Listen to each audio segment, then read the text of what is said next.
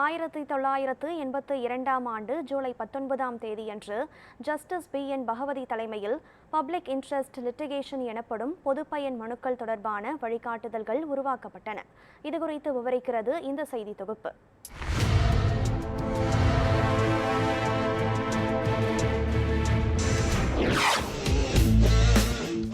Justice BN பகவதியின் PIL வழிகாட்டுதல்கள்.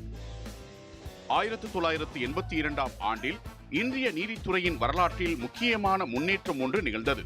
அதாவது justice BN Bhagavathi தலைமையில் பப்ளிக் இன்ட்ரெஸ்ட் லிட்டிகேஷன் எனப்படும் பொதுப்பயன் மனுக்கள் தொடர்பான வழிகாட்டுதல்கள் உருவாக்கப்பட்டன.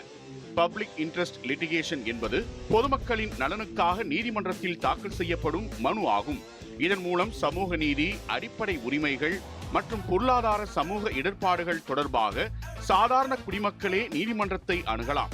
பாதிக்கப்பட்ட நபர் மட்டுமே நீதிமன்றத்தில் மனு தாக்கல் செய்ய முடியும் என்பதை இந்த பரிந்துரைகள் மாற்றின. பாதிக்கப்படாத நபரும் பொது நலனுக்காக மனு தாக்கல் செய்யலாம் என்பது ஜஸ்டிஸ் பகவதியின் வழிகாட்டுதலாக இருந்தது. மின்னஞ்சல், கடிதம் வழியாக மனு தாக்கல் செய்ய அனுமதி வழங்கப்பட்டது. ஏழை எளிய மக்கள் நேரில் வர முடியாத நிலையை உணர்ந்து கடிதம் அல்லது பத்திரிகை செய்தி மூலமாகவே PIL தொடங்கலாம் என்று நவீன காலத்திற்கேற்ப புதிய நடைமுறைகளை உருவாக்கினார் ஜஸ்டிஸ் பகவதி. சமூக நலனுக்கான விவகாரங்களை நீதிமன்றம் தானாகவே முன்வந்து விசாரிக்க முடியும் எனும் நிலையும் உருவானது. சூழலியல் பாதுகாப்பு, மனித உரிமைகள், குழந்தை தொழிலாளர் பிரச்சினை, நில உரிமைகள், பாலியல் கொடுமைகள் போன்ற பல பிரச்சனைகள் PIL வழியாக நீதிமன்றத்திற்கு வந்தன.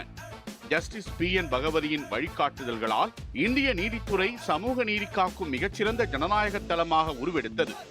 ஏழை எளியோருக்கும் எளிதில் நீதி கிடைக்கும் வகையில் நீதித்துறையை மாற்றியமைத்த முக்கியம் வாய்ந்த நாளாக இந்த நாள் வரலாற்றில் பதிவானது.